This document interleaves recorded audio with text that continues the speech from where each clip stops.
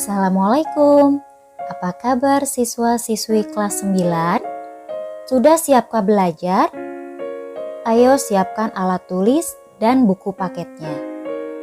Hari ini kita akan mempelajari materi tentang dinamika perwujudan Pancasila sebagai dasar negara dan pandangan hidup bangsa. Setelah mempelajari materi bab ini, diharapkan kalian dapat mendeskripsikan perkembangan penerapan Pancasila sebagai dasar negara dari masa ke masa, mengimplementasikan perwujudan nilai-nilai Pancasila sesuai perkembangan zaman dalam berbagai kehidupan, dan memiliki sikap jujur, beriman, bertakwa, dan tanggung jawab. Sekarang kalian buka buku paketnya di halaman 2. Kita akan belajar subbab A tentang penerapan Pancasila dari masa ke masa. Perwujudan nilai-nilai Pancasila sebagai dasar negara telah dilaksanakan sejak awal kemerdekaan, Orde Lama, Orde Baru, dan masa reformasi sampai sekarang. 1. Masa awal kemerdekaan. Pada periode ini, penerapan Pancasila sebagai dasar negara dan pandangan hidup menghadapi berbagai masalah. Ada upaya-upaya untuk mengganti Pancasila sebagai dasar negara dan penyimpangan terhadap nilai-nilai Pancasila.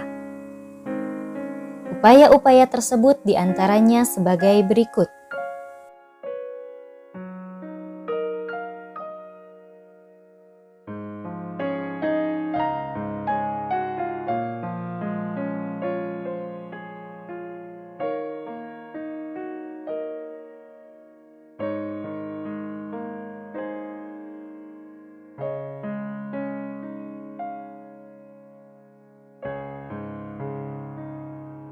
Dua, masa Orde Lama.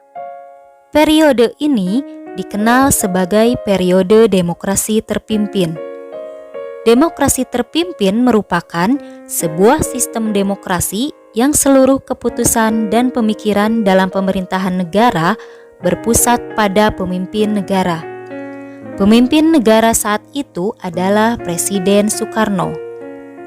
Pada periode ini terjadi pemberontakan PKI tanggal 30 September 1965 yang dipimpin oleh DN Aidit. Tujuan pemberontakan ini adalah menjadikan negara Indonesia sebagai negara komunis. 3. Masa Orde Baru.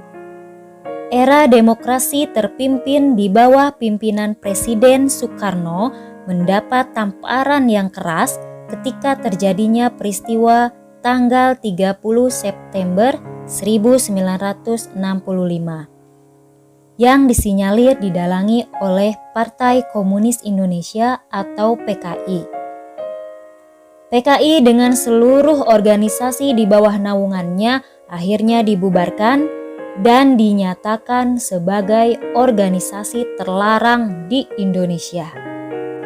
Era baru dalam pemerintahan dimulai setelah melalui masa transisi yang singkat, yaitu antara tahun 1966 sampai 1968 ketika Jenderal Soeharto dipilih menjadi Presiden Republik Indonesia. Era tersebut kemudian dikenal sebagai Orde Baru dengan konsep demokrasi Pancasila. Pada masa ini juga, lembaga kepresidenan merupakan pengontrol utama lembaga negara lainnya, baik yang bersifat suprastruktur, yang di dalamnya ada DPR, MPR, DPA, BPK, dan MA, maupun yang bersifat infrastruktur, ada LSM, partai politik, dan sebagainya. Pada masa ini pula, kebebasan berpolitik dibatasi dengan jumlah partai politik yang terbatas pada 3 partai saja, yaitu Partai Persatuan Pembangunan atau PPP, Golongan Karya atau Golkar, dan Partai Demokrasi Indonesia atau PDI. 4. Masa Reformasi. Pada masa reformasi, penerapan Pancasila sebagai dasar negara terus menghadapi berbagai tantangan. Terdapat beberapa hal negatif yang timbul sebagai akibat penerapan konsep kebebasan yang tanpa batas. Selain tantangan-tantangan tersebut, saat ini bangsa Indonesia dihadapkan pada perkembangan dunia yang sangat cepat dan mendasar seiring dengan berpacunya pembangunan bangsa-bangsa. Alhamdulillah, materi hari ini sudah tersampaikan. Maafkan segala kekurangan dalam menjelaskan materi. Kalian bisa mempelajari kembali materinya di buku paket halaman 2-11. Catat poin-poin yang penting di buku catatannya ya. Sebagai penguatan pemahaman materi ini, kalian kerjakan tugas mandiri satu-satu yang ada di halaman 10. Kirimkan hasilnya melalui Classroom. Untuk rangkuman tidak perlu dikirimkan. Terima kasih atas perhatiannya. Selamat belajar, semangat dan sehat. Wassalamualaikum warahmatullahi wabarakatuh.